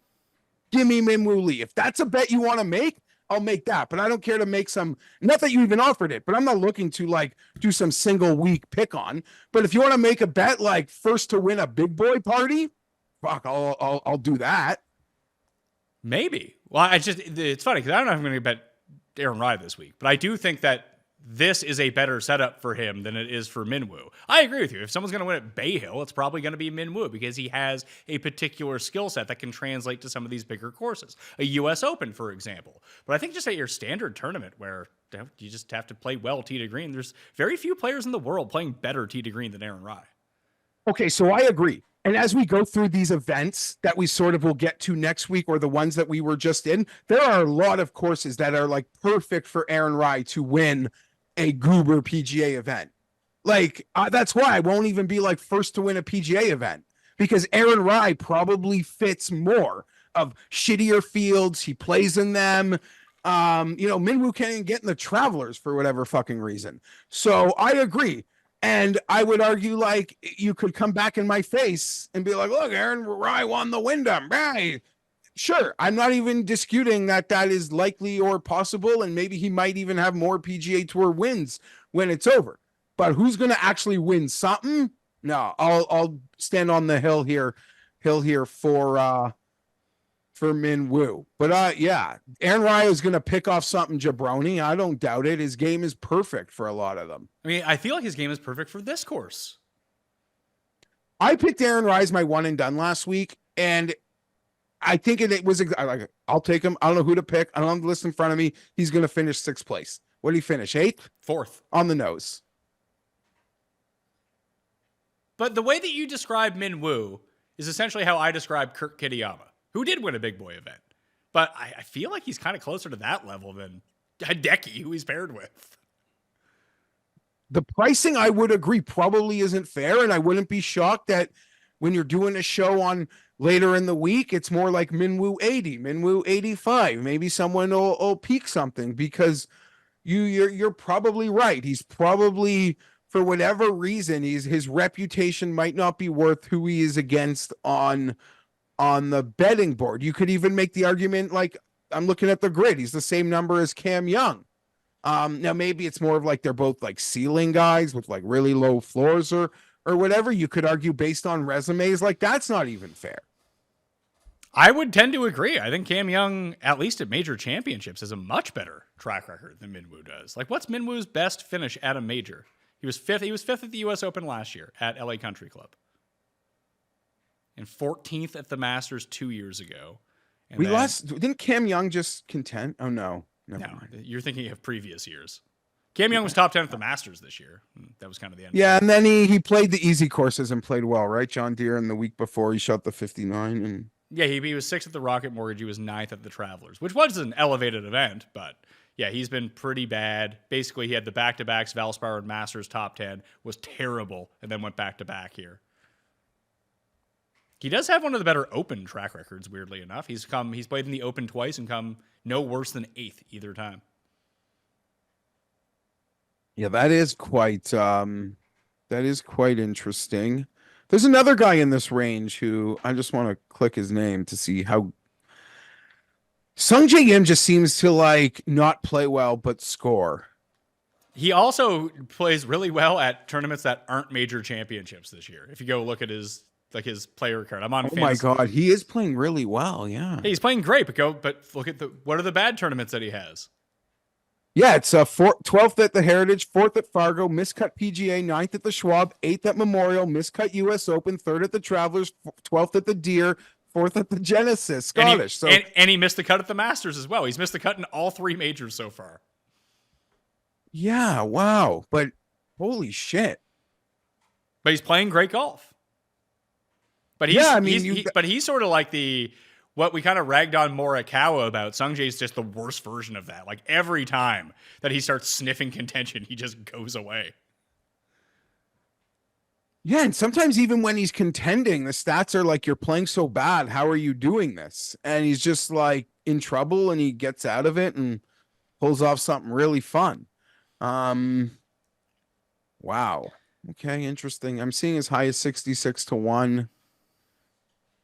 What's his best major result though? Like, let's forget this. Oh, the Masters, right? He didn't almost win. He lost to Dustin by like 5. He came second at his first time at Augusta in that November Masters, and that's been it. Yeah. Which people don't even pretend like is a real tournament at this point. Yeah, I guess he's got to pretend that he's playing the Shriners. He was 8th at the Masters in 2022 as well. He's actually played the Masters pretty well despite missing the cut this year. But that's been kind of his jam. Let's see. What's his best Open finish? The Open. That's not how you spell the, so that's a problem. The Open, 20th last year is his best finish. Yeah, I can see it with Sungjae. However, I think I would, honestly, like we're talking about everyone 50 and plus right now. I'm with Tim. I really like Louis. Hell, I might like Burmeister too. I am with Tim too, because like I like Neiman and I like Louis. And if I had to be like, okay, Fienberg, give me who's your loser? Like, give me the loser in front of 100, above 50. Like, I don't know, my loser call would probably be a guy like Corey Connors, just to be a loser. Yeah, Corey Connors 90-1, Louis 110-1 if you want to bet it without placings like that. And that's the thing. That's more my Min Woo and even Rye commentary here, is that they should be around these guys or worse. I agree. That we agree on. We come together here. Corey Connors, Minwoo Lee. Like, why is Corey Connors more than Minwoo Lee? Why is Corey Connors more than Aaron Rye? It'll take the exact same freaking magic moment for any of them. No dispute there. Let me ask you a fun question, which I've started doing on the pod. If we had to find a -110 Jordan Spieth tournament matchup bet, who would it be? It's probably Corey Connors. I'll take Connors. I mean, I'm with you, but fading Spieth at the Open is just never a good idea. And it's as high as 90-1 I am seeing. And people, I mean, yeah, I guess. You can't even argue. If someone wants to bet a guy at 90-1, I don't even care what he's done the last 7 years. Look at the guys that I bet. I can't throw any stones. I just bet Pearson Goody 90-1 to win a golf tournament. So, yeah. Spieth, Open Championship, has never missed the cut in over 10 appearances. 23rd last year, 8th, 2nd, 20th, 9th, 1st, 30th, 4th. Or his past 10 Open Championships. Like, this is... I actually don't even want to bash him this week because I don't even want to pick on him. I agree. It's just not... There's places where I can pick on him with a smile. Not at Open Championships. No. Are you going to buy in on the Adam Scott is back? No. And I love Adam Scott and maybe no financial interest at all. But I would acknowledge maybe some of my hard feelings to that situation yesterday was because I have been an Adam Scott fanboy in the past. It's been 4 years without a win. I would love to see him win again, something of quality, not supreme quality, because that might be out of reach, but something just like yesterday would have been truly, truly lovely. But the tour got an even lovelier moment with the hometown manifest from Bobby. But that was hard. I know I'm Louis over Scott. If I'm picking a guy in that class, I don't need a buy-in on Scott right now. If I like had a secret Scott bet at a major, he's like 140-1. I'm not doing it at 60. Here's a fun one, because you argue about Min Woo's upside and what his upside is going to be. Let me throw Nikolai Højgaard at you. Not that I'm betting Højgaard, but wouldn't you say that Højgaard has more upside than Min Woo? I in my brain, they're probably very close. And at which point, from a betting perspective, why should one guy be triple digits and the other guy, right? I could see Nikolai as high as 120. So why would one guy be double the other? That's totally fair. I also would glad hand Nikolai. Like if he was down there, I'm saying his name like I'm Tim trying to do something. I'm not fighting that. I think he's got the ceiling and big boy pants something he can win. I bet him last week. I bet him when he played on the PGA a couple weeks ago. He would be on my short list if you said Fienberg, find a winner, triple digits and above. Right now, if I had to make a short list of names, he'd be on it. Yeah, for me, I mean, I only have 2 bets in on guys 100-1 and above. It's Louis and Bhatia. What is Bhatia still? You can still get that number? Or no, I hit him at 150 with 5 placings. He's down to like 100 with 8 placings, 110 with 5 placings, or if you just want to bet him without placings, you can bet him at 150 still. But it's 110 with 8 placings or 5 placings right now. I just think about Stenson, and Bhatia could pull a Stenson here. He's kind of a Stenson-ish player. Like he's just going to hit fairways. He's probably going to avoid trouble. That's what he mainly does off the tee. It's not like he bombs it out there. He can kind of place it. And you know how hot he can get with his irons. And he's another guy that he's building up major championship experience. This is his first run through of the major championships, but he was playing really well at the US Open. I think he ended up coming inside the top 25, whatever it was. But I just think for the way that you feel about Minwoo, I feel about Akshay. And I think that Akshay's been closer to actually like winning events. Like he's won twice on tour. He just lost another one. Like, yeah, you see Min Woo and you put his elite skill set up there with some of the best players that you can think of, and maybe it gets better. But Akshay was T16 at the US Open. He was T35 at the Masters in his first go around. You don't see a lot of people just show up to the Open Championship and win. We saw it with Morikawa. We saw it with Todd Hamilton at Troon here when he beat Ernie Els. I just think about skill set wise in a really long number and someone who's just playing great golf at the moment. Like coming into play, 22nd at Memorial, 16th at the U.S. Open, 5th at the Travelers. He should have won the Rocket Mortgage and ended up coming in second. Yeah, though the Rocket Mortgage isn't a big event, those other three are majors and elevated events. So I agree with everything you just said. And to the counter to Min Woo, I would argue the difference between me and you is I just glom like way more guys. Like I like you. I see exactly what you see in Bhatia. And I think that his future and his prospects to win something big might even be like special, might even actually be higher than Min Woo. I'm just I glom on to a lot of these guys. So basically, the way I would describe Bhatia's game is Corey Connors if he could putt. And he can putt. So he should be like priced better than Corey Connors. I might join you on that with the N outright. I don't know. We'll see if I do the each ways because I'm an idiot. But yeah, that's another shout back here that I don't mind. I would have bet Ben Ann, but he really broke my heart last week. Going 3 over in the second round to miss the cut somehow.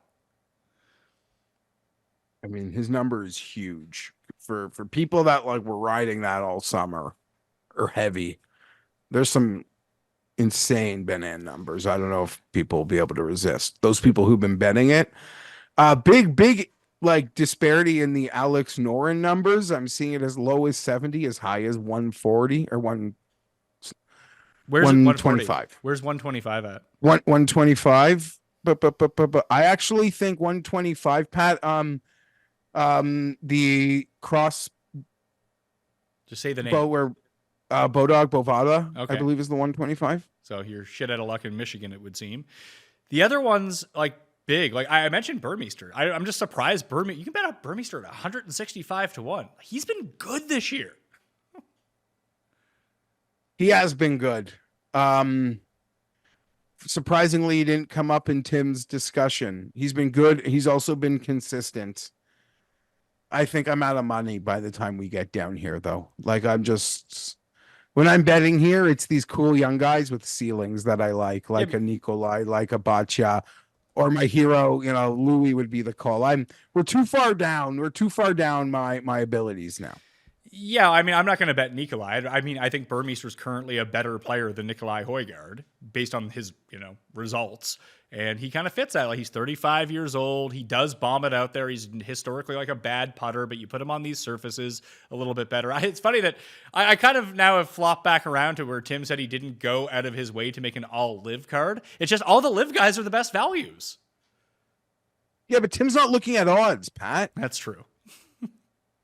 So, you have to add that into the equation. But speaking of live guys at huge numbers. Answer? Yeah, I mean. He got the club toss. Legend in my heart. Best club toss I've seen in a professional golf event since Happy Gilmore. Or except for Rory when he scummed the 3-iron at Bay Hill into the water. Like he won recently. He always seemed like a player who if he had to pick his major, it would be, the plodding Open Championship. Yeah.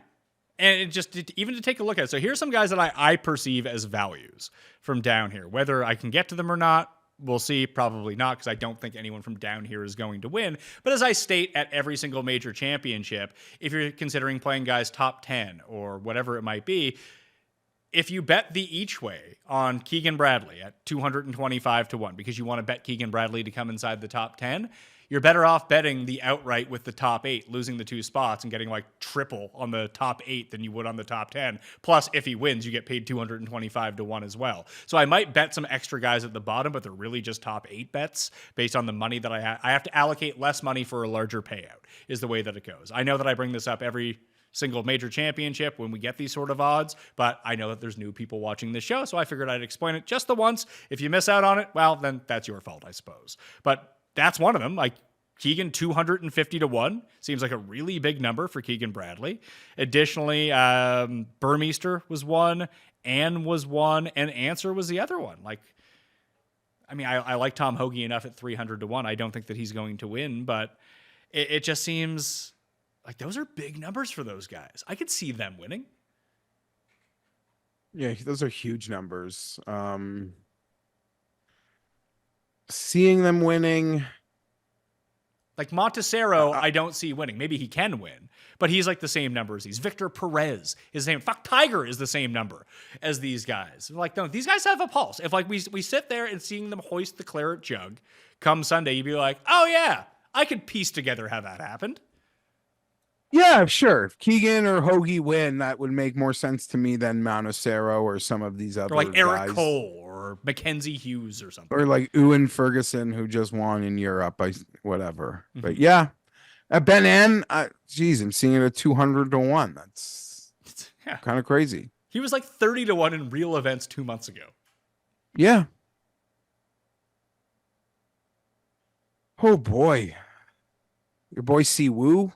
Yeah, see, I mean, he did just fire like a 10 under or something on Sunday to really elevate his number back up. I'm excited to see whatever Malbon's going to put Jason Day in. That'll be fun. He can probably wear the Sig Pack outfit in Britain. I don't know. Are you allowed to advertise cigarettes in Britain?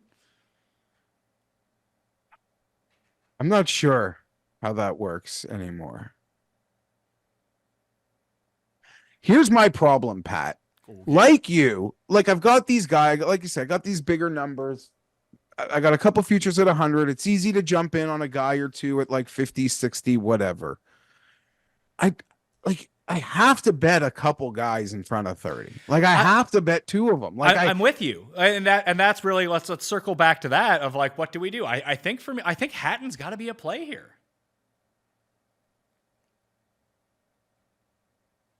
But to look back at it, one time ever has an American not won this one at Troon, and it was last time with Stenson. So it's like Morikawa and Hatton? That doesn't feel like a way to win money at a major. it doesn't. It doesn't.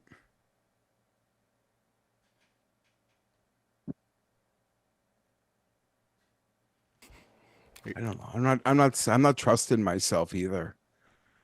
Ludwig, Schauffele. What? What'd you say, Paul? I was asking Geoff if he was checking the reset numbers. What are you doing over there besides not talking? He's betting not Min Woo minus 7,000, I heard.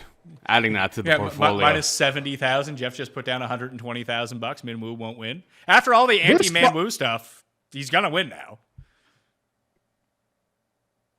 Geoff, it's a good bet. You just don't understand.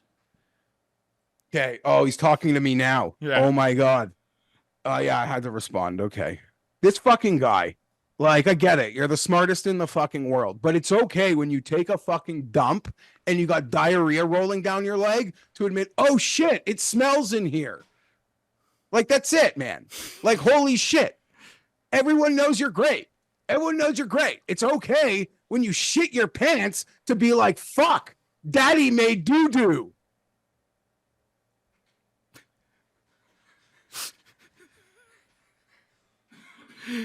Oh, that's good. Good stuff. It's ridiculous.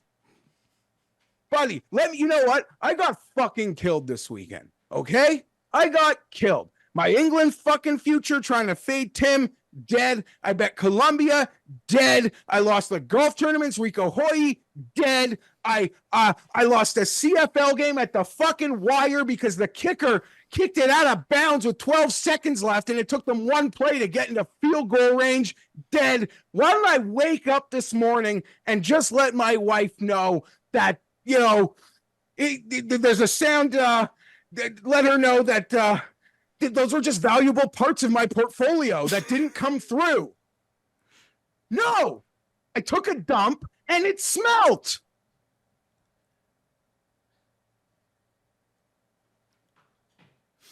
How many fucking bets you gotta win to make back your 70 fucking K to win 1,000?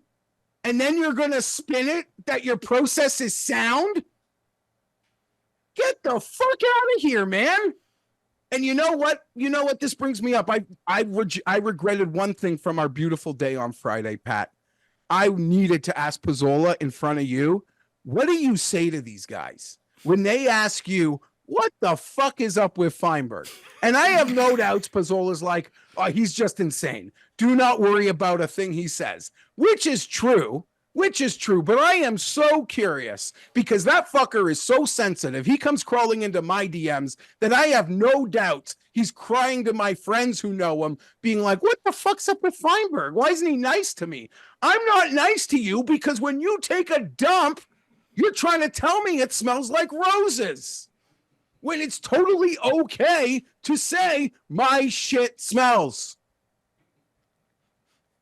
Let's move on to the quick picks for the Open Championship. I am wagering on, good Lord, Tony Finau to win the Open Championship. I lied about the number earlier. It's actually 45-1. I just checked it. 45-1 with 8 places.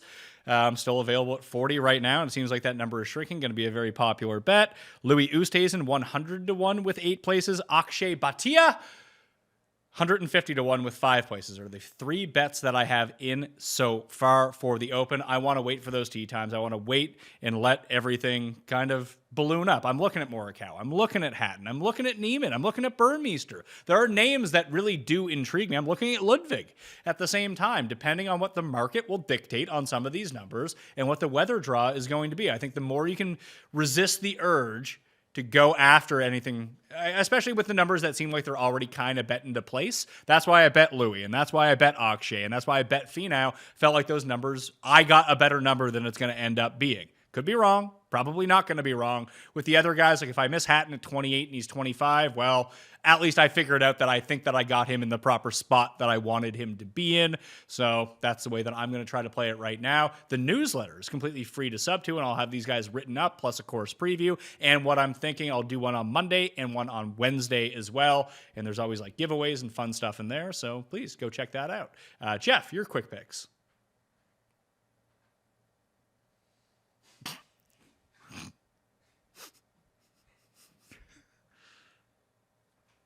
These fucking are motherfuckers. Jeff's beefing. my bet of the week is gonna be Tommy Fleetwood to not make a hole in one on the 7th hole on Friday. Yeah, just lay it, no problem. Minus 70 million. It's great.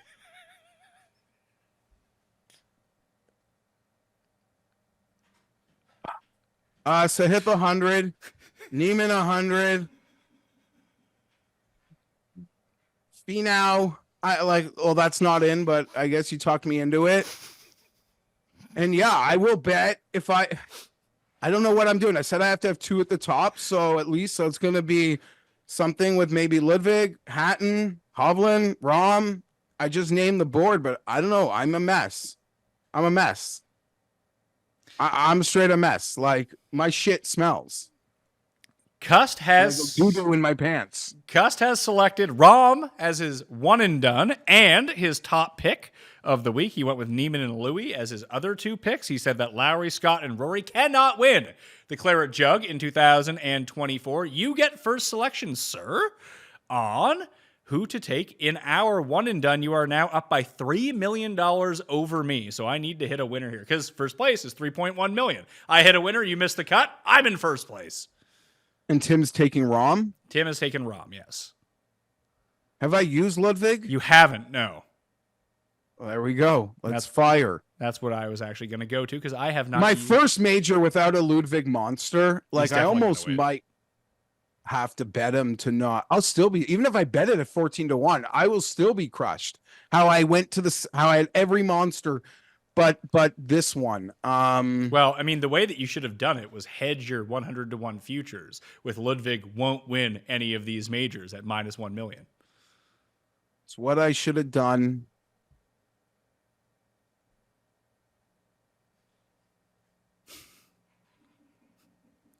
Have I used Rory? I don't think that I have. Oh, no, I did. I used Rory at Bay Hill. So I've used Rory. I've used Scotty. I've used Xander. I've used basically everyone big on the board. I could use Bryson, Brooks, or Rom. No, Bryson or Rom. Or Hatton. I'm going to use... fuck it. Let's go down with the ship. I'll use Finau as my one and done. There's a loser for you. Tony Finau as your one and done pick. But I need to come back and I need a winner versus you. Probably should have used Hatton, but hey, here we are. This is a fun Open Championship show. It's been a while since Cust talked about his indoor golf course. Great idea, huh? It's an insane idea. It's an insane idea. Think about how big like indoor driving ranges are that you have to build like an inside. I can't. I'm thinking about these pretentious professional bettors. I like that they trigger you so much. Paul, maybe I should. You want to send me to Bet Bash? Send Best with me? No, not really. Okay. I don't actually want to go. I don't need people mad at me over something you say. That's always true. You're pretty. I'm sure you've dealt with a few. What the fuck's he up to? You're like, I don't fucking know, man. Yeah, but I don't care how people bet. It doesn't bother me. I don't care how people bet either. People can bet their money however they want. It's not my money. I don't care. I agree. I am just like, when the comeback is, you don't understand how great of a bet this is for a pro bettor's arsenal. You know what? I'm sure that if he explained it, it probably is based on whatever portfolio he has. It's just weird to say that, and he's not the one putting out these bets, is he? Isn't it like people are reporting on the bets that they're making? Like, they're his bets. No, I get that they're his bets, but he's not like, here's what I'm betting. It's other people seem to be reporting on it, don't they? Because they're so large. They're such large bets. Like, I'm sure when you saw all of the bets put together with the amount of money, then maybe it does make a lot of sense. I've heard if you do pay for his service to get his bets and you ask him a question, he'll respond to you, that's a little too nuanced. I'd rather not say. So it's hard to know. Sounds like you're a sub. Mad that you didn't answer your question. Sounds like we have a new rival. Yeah, new rival. Top of the list. Let's put that on the list.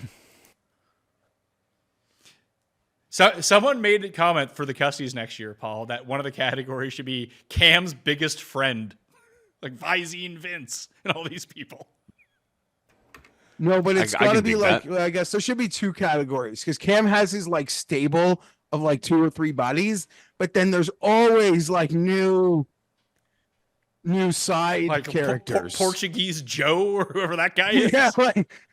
Yeah, or someone in the cul-de-sac showing up, what have you. We're gonna need an update from Cam tomorrow on the guy who stole his Amazon delivery. That's right. See if they ended up running that guy down. So yes, Tuesday on the Pat Mayo Experience, you will see Ben Raza and Cam Stewart as we go through the best bets for the Open Championship. Tambo will be in studio Wednesday. Final bets, weather, DraftKings picks, Underdog plays, Code Mayo, and Underdog Fantasy, by the way, support this show. You can follow mine, round 1 entry down in the description of this video and podcast. I'll have it in the free newsletter later, which you can subscribe to, Mayo Media Substack, or just very easily with a link down in the description. Like I said, it's completely free. You can help support us by doing all of these things. Follow Jeff at gfienberg17 and send him your worst bets so we can get mad about them. You can follow me at the PME on X, and I might respond to you and tell you that's a bit too nuanced of a question, pal. You're blocked. I'm Pat Mayo. I'll see you next time. Pat Mayo Experience.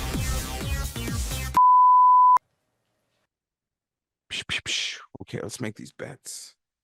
Bets.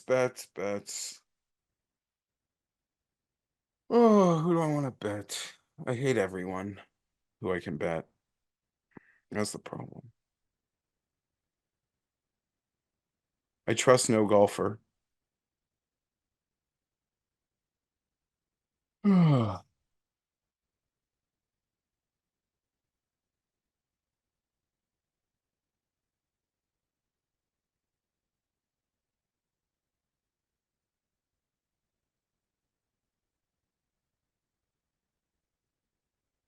My betting on Tony Finau.